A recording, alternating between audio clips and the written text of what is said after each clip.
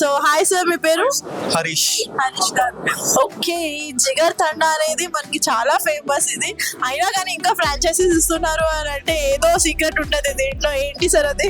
ఖచ్చితంగా అండి, మనకి ఎస్టాబ్లిష్ అయింది 1977 లో ఎస్టాబ్లిష్ అయిన తర్వాత మనకి ఆంధ్రాలో రావడం 2 years ముందు మాత్రమే.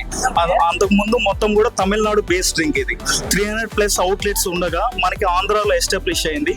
ఫస్ట్ వైజాగ్ లో ఎస్టాబ్లిష్ అయింది. ఆ తర్వాత హైదరాబాద్ కి రావడం జస్ట్ 1 year. ఈ 1 year లో 18 to 20 అవుట్లెట్స్ బిల్డ్ అవ్వడం చాలా గొప్ప విషయం చెప్పాలంటే.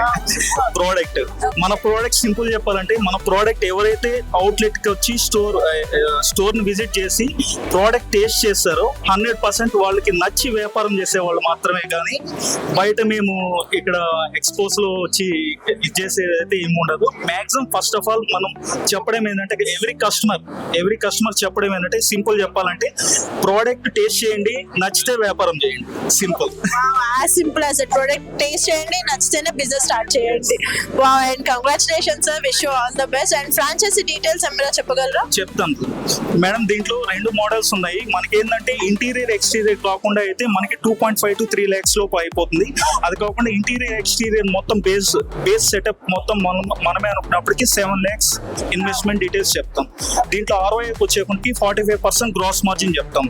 Based on area you can customise your own price మొత్తం. ఫర్దర్ డీటెయిల్స్ ఏమైనా కావాలి అని అనుకుంటే జిగర్ తండాని కాంటాక్ట్ చేయండి అండ్ మీ డ్రీమ్ బిజినెస్ ని స్టార్ట్ చేసేయండి. Thank you so much sir. Thank you.